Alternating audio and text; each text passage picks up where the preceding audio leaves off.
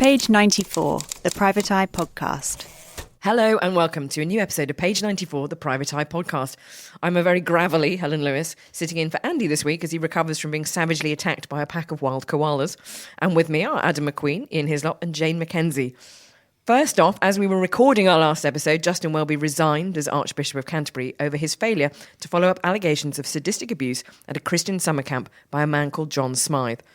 Ian, we're going to have to start with you on this one because you took the unusual step of writing an editor's note about your encounter with Welby in the last print magazine. Is that the first such editor's note that you have issued? No, I did it once before when I had a very, very strange phone call from Julian Assange. And it was so bizarre that I thought, I can't not write this. I mean, on the whole, I try not to be the person who puts themselves in his own paper. One reader kindly said this week, "Oh God, you turned into Lebedev." And I thought, okay, fair enough. So that's what I was worried about. But I asked Francis Wheen, who'd written all the stuff immediately, and he said, well, you know, this happened. You've got to put this in. So I tried to write it up without being too self-serving and just register my complete amazement that he should be there the day after he resigned at a public event, smiling, pretending nothing had happened, and literally making a beeline towards me and saying hello. And I couldn't do the politeness. So I got a tip-off last issue, and I came in very excited to the office the next day. I said to him, "You're not going to believe this. Guess who turned up at the trustees' meeting at the British Museum last night, completely shamelessly? Only Justin Welby, the bloody Archbishop of Canterbury, resigned yesterday." And Ian said to me, "Oh, about that." Yes, that certainly prompted me to think about doing some journalism. And was there a big response from readers? Yes, I mean, they have overwhelmingly written in, which is very kind of them, and there are a lot of vicars and there are a lot of Anglicans, and they are very pleased that someone has pointed out that they have to go on, you know, day after day, including Sundays, obviously, doing this job, and they feel very let down by the people supposedly in charge. Jane, I wanted to ask you a bit about the fallout from this. It's obviously a story that the Eye has been covering for quite a long time, but there does seem to have been something that's happened in the wake of the report and actually broader fallout. Can you tell us what that's been since the last episode?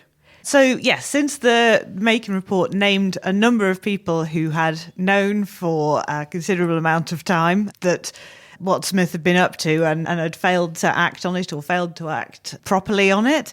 So a number of people who we named last issue have now had their permission to officiate removed, which is a kind of Church of England way of suspending people because they're not suspended as employees, but their ability to hold a service or sort of... Like having the whip removed as an MP, I guess. It is similar, yes. So a number of those people who we named last time have had their permission to officiate removed.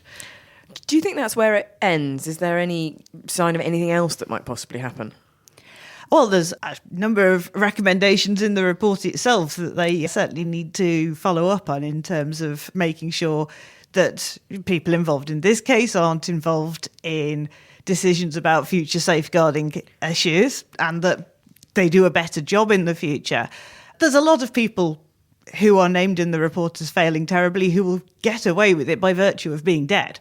It has taken so long to reach this point where we finally identified who knew things back in the 1980s and covered it up, that a lot of the people involved in that first cover-up in the early 80s have evaded justice altogether. There was an interesting piece of follow-up in the Times, actually, which reported that in 2007, Welby allowed Canon John Roberts to continue officiating despite being told he was convicted for sex offences committed in 1989. Now, Ian, that wouldn't have been news to eye readers, though. This was another Francis story. Yes, no, it was one of those revelations that, unlike the ones in the Bible, happen very frequently. And yes, I mean, Francis had written this story about, and it was the same problem, a refusal to take seriously the issue of a paedophile amongst your midst, and a desire to forgive, which I know is part of the Christian mission statement. I mean, I was there. I've sat in the pews. I know that bit, but there was other bits about penance and going away and sinning no more, and there are usually other bits that go with it. And I think the response of a lot of people in this, a lot of Anglicans, was they were too keen to forgive and not fast enough to administer justice. Well, in that particular case, there was extraordinary detail of Welby actually writing to the convicted paedophile in question to apologise to him and say how awful it must be that one of his victims kept turning up at the cathedral to hassle him, wasn't it? Just an immediate jumping to his defence. It was an assumption that I think the way it was reported was that Welby had thought that the man had been the victim of a miscarriage of justice before, and so had said to him, obviously you mustn't officiate any services involving children because it would be too easy for people to make more accusations. And I think this goes to the heart of the big debate, which is, can Welby be assumed not to have known before 2013? He admits that post-2013 there was more he could have done, but he says before then, nothing. But this case, this Canon John Roberts case, this guy had been convicted of a sexual offence, and then someone else made another similar accusation, and that didn't apparently ring any bells that, oh, well, hang on a minute, maybe that didn't seem such a miscarriage of justice in retrospect. It's an extraordinary thing that it either goes in one direction or another, because the other case I was remembering, which I think we also wrote about, was the case of Alan Griffin, who was the Church of England priest who died by suicide in 2020 after a year when he knew he was under investigation. And that turned out to be based not on any sort of accusation. There was no accuser, there was no complainant. It was just a bit of sort of priestly gossip that someone had said at their retirement interview. Yes. Well, one of the interesting features of sort of what went on with Smith after the sort of early 1980s investigation is that a lot of the people who kind of knew or knew a little bit had heard about it through priestly gossip. There was an awful lot of quietly on the side saying, "Oh, you just want to watch out for him," but people didn't sort of ask the question, "Well, why?" Yeah. Or it was hinted, that he was a bit kinky, rather than that he was abusing dozens and dozens of teenage boys, and people must have thought, "Well, that's what he does in his private life," rather than that's appalling and we have to act. The bit that I found hard to believe, having grown up, was, my dad's a deacon in the Catholic Church, mine was a Eucharistic minister for a long time. Like, priestly gossip is a thing, right? It just is. So is gossip amongst 16-year-old boys, even Christian boys at camps, even boys who are, fully convinced by the rightness of the people who are doing this. They do talk, they do say things. So I found that period of no one knowing particularly sort of difficult to excuse. I mean, and small details. I mean, someone wrote a letter saying, well, yes, I mean, after these boys have left school, they carry on confessing to Smythe if they're in a relationship with, say, their girlfriends. And they confess to him, and then he takes appropriate action, beating them if they've had any sexual desire. You think, this is the most appalling interfering in young men's heads, trying to convince them that any sort of sexual contact is deeply sinful, whereas the man, smashing them around the bum, that in itself is not of any interest. But it also speaks to the weirdness of this story, which is that he didn't have an official position. He wasn't ordained. He was a lay reader. This is, it wasn't like he was taking any kind of official confession or anything that had any official pastoral role. He was a sort of freelance flogger. Yes, and, the denials by a lot of people, including the Archbishop at one point, saying, he wasn't a member of the church and he wasn't CV. Well, he was. He was on specific camps which were designed to create leaders of the future for the Church of England. Well, the knowledge must have been so widespread, because those 16-year-old boys, was it 27, 29 of them, went on to be priests within the Church of England. They obviously had absolute knowledge. I mean, it cannot have been that secret. Yeah. Internationally known about too. At one point, there's messages going between a church in Paris and there's senior people in the church saying somebody had made a disclosure to them and that people ought to keep an eye on this. But again, keep an eye on it is not the same as taking proper measures. Can I just ask one question? Yes. Which is, why is Justin Welby still the Archbishop of Canterbury? I mean, it's very obvious from your intervention that he doesn't understand the disgrace part of resigning in disgrace, but he doesn't seem to have got his head around the resigning part either. He's sticking around till January, isn't it? He's just been on an international visit in his role. I mean, this is not what happens when you step down from a role, can I reiterate, in disgrace. I mean, you don't get to stick around till Christmas because that's when you get to wear the really nice frocks and do the service and the bit on the telly. Is he going to be doing that bit at Christmas? Well, as he said, he's not at the moment. I mean, who else stands in? Do we get the Archbishop of York instead? The only thing I've heard is that one of the newspapers then approached the Archbishop of Canterbury's office for a statement after the Eyes stuff appeared, and it said he doesn't comment on personal conversations. And I thought maybe he should have done. It also just does strike me that this is the week in which we're going to see the assisted dying bill in the Commons. If there ever was a time that certain people might be looking for some sort of moral guidance from the head of the Church of England, this would be it. And he is not in a position to offer it. Well, that's the other side of this, I suppose, is relevant to us, which is I felt some of the slightly knee-jerk defences of him were on political grounds. He's intervened on austerity, he's intervened on refugees, and therefore anybody coming from is sort of part of a Tory plot. And I think that's an unwelcome not exactly new entrant to our politics, but it's something you see all the time in America, right? That everything is now just so polarised that no one ever does anything wrong. It's always just a plot from the other side. And that's become an easy tool to reach for, clearly, on this side of the Atlantic too. And a basic failure to understand anything about the Church of England and to what the term evangelical means, what the term conservative means. I mean, the fact that the Archbishop intervened about refugees does not mean he was not part of the conservative evangelical wing, the muscular Christianity. All of that particular lot are one group in the Church of England, and they are not, on the whole, very liberal. So it's a confusion. And a desire not to be interested in the C of E, which I get, I understand. It may not interest anyone, and there'll probably be people out there saying, "Well, are they wanging on about it?" But if for the moment, people, they still sit in the House of Lords, right? The C of E is an established church with a law-making capacity for us. I know that Labour are trying to remove that, but that is, we all have a vested interest in the C of E at the moment because they rule over us. Anyway. Let's turn our gaze inward next, because there is a smorgasbord of stories about the media this week. This is like going to be a quick-fire Adam round. I'm quite excited. Plenty of developments since the last Street of Shame. Adam, first of all, let's do The Observer. 2 strikes called since we last spoke over the sale of The Observer potentially to Tortoise. Indeed, and not just strikes by Observer staff, but the whole of The Guardian as well. The NUJ Chapel at The Guardian have voted by 93% of them that the strike should go ahead on the 4th and 5th of December and the 12th and 13th of December. So it's going to be a case of the army being deployed in green goddesses with emergency Yotam Ottolenghi recipes, people stockpiling Zoe Williams columns to read by candlelight, that kind of thing. You can't make me laugh when I've got a cold. This is going to sound a terrible fit. Go on. I'm sorry.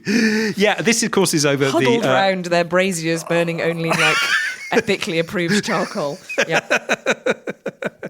Singing old folk songs about Owen Jones. Oh, yes. Can you get on to the detail, Adam? This, of course, is over. We've talked about this on the podcast before. We've written quite a few pieces in the magazine about it. The proposed sale of The Observer by the Guardian Media Group to Tortoise, which is the startup, sort of new media startup turned podcast factory turned apparently now wannabe print newspaper publisher run by James Harding, former Times editor and former boss of BBC News. And it's got absolutely everyone up in arms across The Observer and The Guardian who haven't traditionally been particularly united together. Yeah, but on this case, they absolutely are. And the latest that has been said by Anna Bateson, who is the CEO of Guardian Media Group, is that should this sale to Tortoise not go through, which seems to be what people at The Observer want it not to go through, there will be difficult decisions to be taken about the future of that paper. So it's a bit devil in the deep blue sea at that point, isn't it? Whether they're better off going with someone who does want to own them or someone who's made it very clear that they definitely don't want to own them. That's a strange thing to be striking for, the right to be sacked by The Guardian. Well, I think that is one of the issues in it, is the rights to be sacked by The Guardian. They actually extraordinarily, for any newspaper, probably for any workplace in this country, the current agreement between The Guardian and the NUJ Chapel is that there can never be any compulsory redundancies under any circumstances, which is an extraordinary perk. Sure, even many trade unions have that kind of agreement for their own It staff. is an amazing deal that they've managed to get signed. So the idea, certainly amongst Guardian staff, is that, well, if they can write off The Observer, which they always thought was part of the family and was as controlled by the Scott Trust kind of agreement to keep the Guardian going in perpetuity. Yeah. And it's 1.3 billion that it's got sitting in the bank or in a large basement like Scrooge McDuck in coins is always how I always imagine it. They don't get any part of that. But Guardian staff, I think, are very concerned about, other rights and other long-standing understandings being whittled away as well. What can you use the 1.3 billion for? To keep The Guardian going in perpetuity. That's what it is specifically for. So it's been built up by all sorts of other businesses. I mean, they used to own Auto Trader. Yeah. Do you remember we wrote an awful lot of stuff about the deals they did over buying and selling that, which were quite interestingly channelled financially. I think EMAP, the magazine group, there have been all sorts of investments in the past. And they've owned things like the Manchester Evening News, which have come and gone. And they built up this kind of war chest there. But that is there, has been made very, very clear now to the Observer staff and to everyone else, is just for The Guardian's own personal use. But the thing that's hard about it is there has been quite a lot of integration between the two papers. For all that they have sometimes ended up with very divergent editorial views, for example, on Iraq or on gender. But things like the foreign desk and the sports desk are integrated. So it's not entirely clear how you unweave that rainbow, basically. Well, it's not just that. I mean, The Observer has never been allowed by The Guardian to stand as a brand on its own, except in paper form. So it has no website. So exactly what Tortoise are buying. They are buying a print newspaper. They don't have the ability to print it themselves. They'd have to negotiate that with now. I think it's now printed on the Trinity Mirror presses. So it's not even something, that's a whole separate deal they'd have to do to actually print it and distribute it. But also it's got no website of its own. So they're going to have to start that from scratch. James Harding is apparently very sure he's going to get lots of investment in from all sorts of people, and lots of people will be keen to hand him the tens of millions, if not hundreds of millions, that will be necessary to keep this going in the long term. But Did The Guardian invest in it? Well, The Guardian have said they will retain, as part of this deal, a financial interest in it. So they will still have some kind of say in The Observer. But the details of it are all, if you talk to anyone at The Observer or The Guardian, everyone feels the details are still very, very murky. The Scott Trust, apparently, who oversee The Guardian, were meeting this week to have a say, whether or not this is the final say, I'm not sure, on the deal and whether it goes ahead. But at time of recording, we don't know exactly where that one's going. This Jane- is genuinely watch this large space in the front. Jane, have you ever been on strike? Because it used to be like a rite of passage that all journalists at some point had been warming their, fingers over a brazier at some point. But I just don't know whether or not I've been at Private Eye a very long time. Yeah. We've never had a we work, should.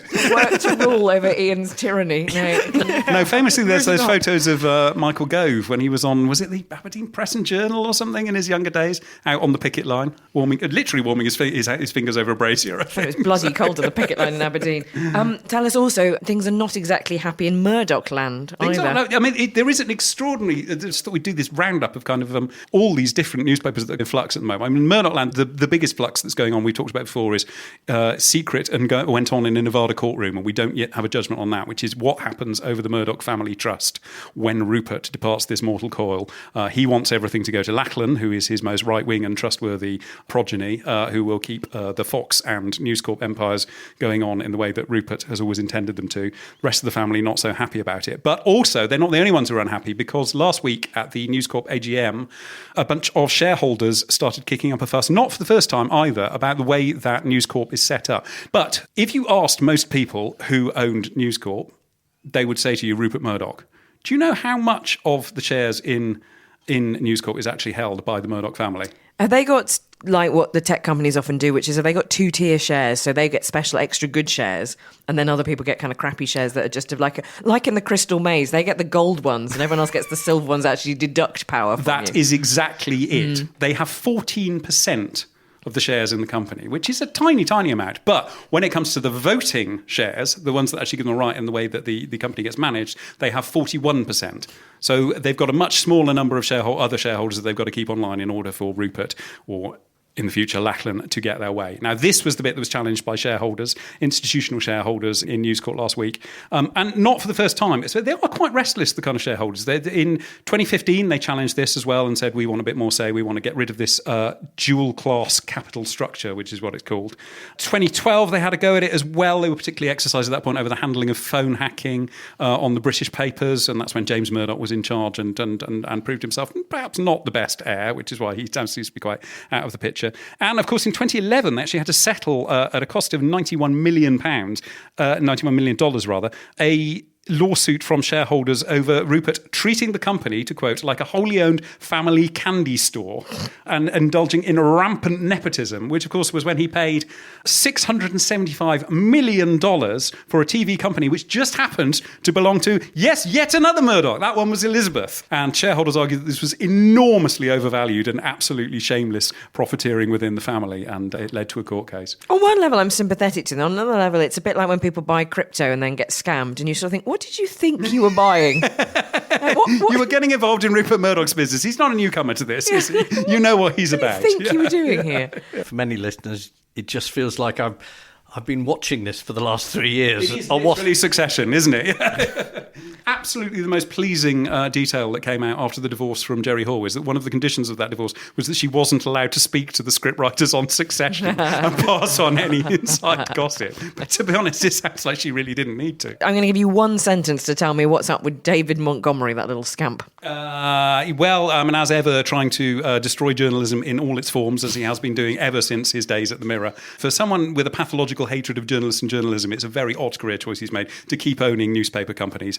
His latest one is National World. He's being challenged by shareholders in that, specifically a company called Media Concierge, which owns a load of Irish papers, but owns 24% of the shares in National World. They're now challenging him. They want to take full control of National World. This may be because he actually sacked Media Concierge from their job doing all the ad sales on the newspapers, so their nose is a bit out of joint on that one. Okay, and final question.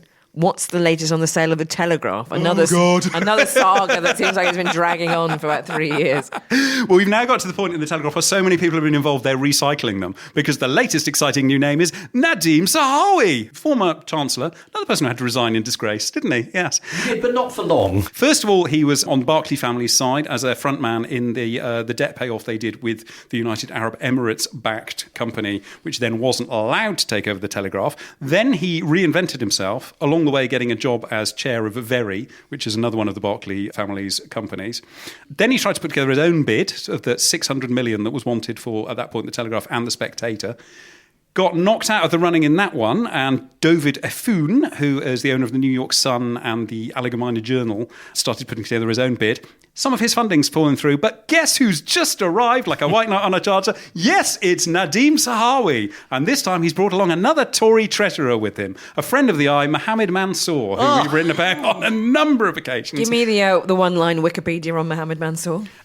Tory treasurer, knighted by Rishi Sunak, extensive business interests in Egypt, some of them down to the fact that he was in the cabinet of Hosni Mubarak, notoriously corrupt and autocratic Egyptian leader, and also extensive business interests and dealings with Russia, which went on for at least 18 months after the invasion of Ukraine. So a lovely, savoury crowd.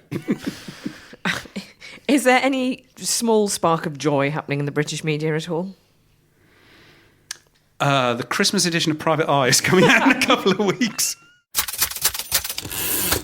Well, talking about another group of people who aren't happy, see what I did there? Angry farmers. So currently, I wish I'd not had to learn about these different types of tax, but I had to.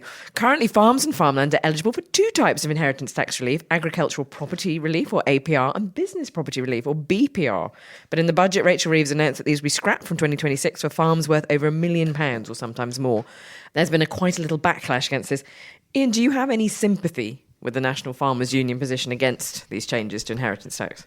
Well, I mean, I take the line of our correspondent, used to be muck spreader, now new bio-waste spreader, who's been writing about these things for a long time.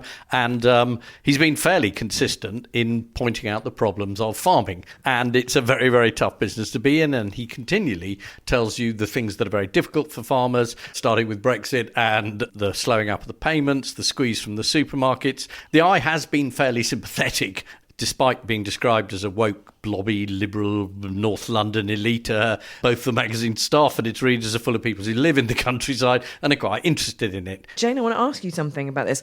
As a kind of resident Nooks, and therefore, in my view, kind of space and land expert. It's a good thing to be an expert in.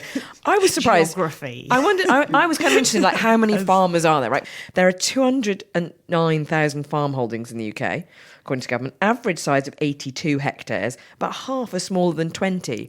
So I thought that really complicated my version of it, which is there must be some absolutely whoppers of farms that distort the average upwards. And then you were saying also that also lots of people who farm don't even own their farms. Absolutely. So there still are around 15% of farmers are tenant farming. They don't own the land, and they're paying to be able to work it.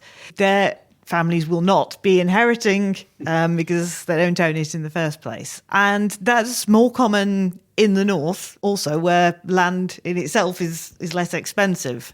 And then some of these very large farms are those farms in the north doing what's called LFA farming, which is not large fluffy animals, even though it is mainly sheep farming. It's less favoured areas. So the land per hectare is worth a lot less. it'd be very hard to do much else with it other than farm sort of large fluffy animals. So Or build loads of lovely houses.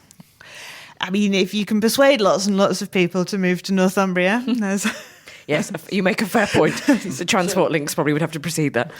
So there are 15% of people who none of these inheritance things applies to anyway. Then there's a large percentage of them who are just well below these thresholds.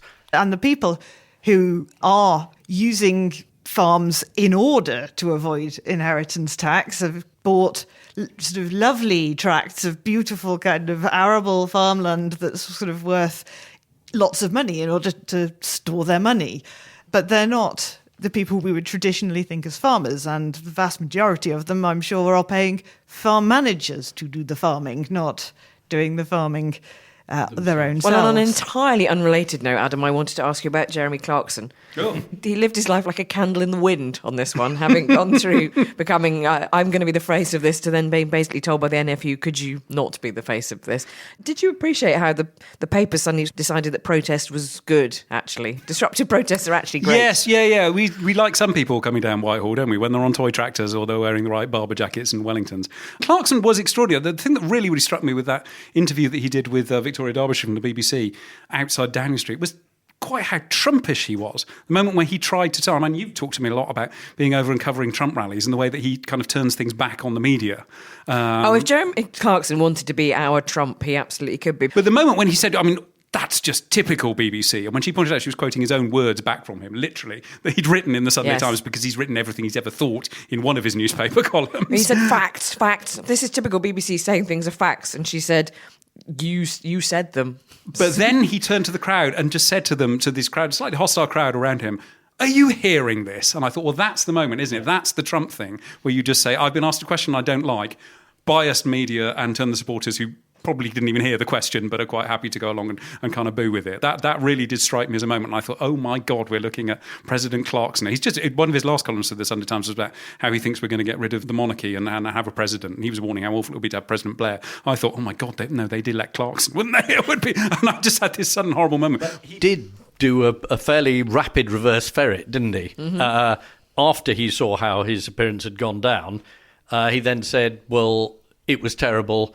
I was on painkillers. Yes, he'd had some back injury and therefore he was slightly spaced out. But also that he then said that actually Andy Woolman, his long-term producer on Top Gear, had said that he had to go and make a speech at this rally in order to, quote, have an ending for the episode, which is a great way. I mean, it's sort of an almost Liz Jones approach to your life, isn't it? Just make things happen in my personal life for content. Well, he then wrote, I mean, in one of the columns afterwards, that, do I want to be a politician? He said, I suddenly realised I'm a journalist. I like throwing things at people. I don't want to be the person who gets thrown at them. And then I think he must have watched himself with a journalist, i.e. Victoria Derbyshire, saying, look, you said this, and now you're saying something different and blaming me for bringing it up. And I think part of him must have thought, I was a journalist for most of my life. I do realise what she's doing. I am now the person who is having things thrown at him for talking nonsense. He said, I originally bought this land for tax. Then he said, I was lying then. I didn't buy it to avoid tax. I bought it to have a shoot. But I thought it would be better to tell a lie and say I was buying it to avoid tax. So you just think, well, how do we know whether you're telling the truth now? There are too many reverse. The ferret disappears. And also, it's not a farming metaphor. It's good. It's not necessarily the thing that you want to hear either as a farmer who has turned out in Whitehall, concerned rightly or notly, whatever the statistics say, about losing your livelihood and not being able to pass it on to your kids, to read in the Sunday Times that actually you are just a bit part in an episode of Clarkson's Farm, and that he actually did just need a kind of end of episode crescendo, does it? But speaking of somebody who read the last diddly squat book, I did my time in those mines. I think the great tragedy of Clarkson is that he's putting it on. He's basically a kind of sweet lefty who recycles. And he has to work himself up into this kind of, Brussels. He voted Remain. His friends are all media lovies. I guess the person most in the US he reminds me of is Tucker Carlson, who's the same, who wears like loafers without any socks and sort of preppy drag, and then has to hang around with people talking about how he's been attacked by demons because that's what he thinks the crowd want to hear. And to be clear, I don't feel sorry for either of these people on the basis they built large and expensive houses on the back of playing these caricatures. But I sometimes wonder if the reason that they're so angry with journalists is because they know fine well that the person is pointing out something that they're aware of, right? And they get very defensive about it. I just think when it comes to the farmers as well, I mean, there are so many other financial things that the government is not showing any sign of tackling. I mean, the kind of elephant in the room, the large unfluffy animal in the room, I guess, is the fact that they are vastly, vastly underpaid by supermarkets for the food that they are producing. And that's another really difficult conversation with the government, because in the end, that's going to mean higher food prices in the supermarkets for the rest of us as consumers. But it's also, I mean, that's the main problem with farming that makes it financially unviable. Yeah, I mean, another issue that's facing farming is it's massively ageing. So more than half of farmers are over 55. And Bio-Waste Spreader points out that the inheritance tax relief put up the price of farms, which meant buying your own farm was out of the question for any younger person who wanted to enter the farming business. Well, a new departure for page 94. We're going to hear from an AI. Are we going to hear from an AI correspondent, or is this going to be terrible? I'm very excited by this. It's not an AI correspondent, it's an EI. Did you see what I did there? Yeah. Correspondent. We've done this. The whole segment. Think of the joke and work backwards. I spoke to our producer and he said, you need something to end the episode. These are the thoughts of Bio-Waste Spreader, brought to you via the magic of artificial intelligence. Tell us, what did you see at the protests? Starmer the farmer harmer read the banners attached to the front of tractors in Whitehall, some of which had been driven from as far away as Yorkshire. But making such long journeys with such slow-moving vehicles should have given the drivers time to question whether they shouldn't be addressing the broader challenges facing British farmers post-Brexit, rather than simply wailing about a tax that everyone else pays. More than 250,000 people have now signed a petition to overturn the family farm tax, as the National Farmers Union has labelled it. But did it not strike the massed ranks of green tweed or brushed cotton gilet vert-clad farmers that it would be disastrous to allow professional petrolhead Jeremy Clarkson to grab the lion's share of media attention surrounding the protest? Do they not see it? Clarkson is not their white knight saviour. He's a public relations disaster and arguably at least partly responsible for the tax exemption. I just suddenly reminded me halfway through of the weird period in British history where you weren't allowed to hear Gerry Adams' voice. Yeah. And they're simply worried that Bio-Waste Spreader is going to radicalise people if we're actually allowed to hear his voice. So I have another question for you, AI Bio-Waste Spreader, which is, what issues is this actually a distraction from? There's a whole raft of them. The accelerated loss of the old EU subsidies will be tough on tenant farmers, many of whom will not be able to renegotiate their rents with their landlords for several years. The hike to the minimum wage will impact heavily on an industry notorious for low pay. Then there are the significant increases in employers' national insurance payments and the proposals to impose carbon taxes on goods like imported fertilizer and steel, which will increase the cost of farm machinery and the cost of fertilizer by £50 per tonne. The London protest could have brought all of these issues to public attention. It could also have asked how farmers are supposed to meet such cost increases when trade deals bringing in imported food, signed by then Trade Secretary Liz Truss, don't require equivalent animal welfare or environmental standards. And one final question for you, AI Bio-Waste Spreader, which is, what do you think the outcome of all this will be?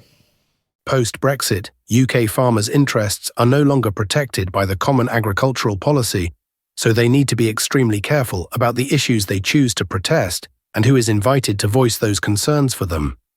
Your correspondent was crossing Westminster Bridge soon after the farmers had departed central London's streets and pubs.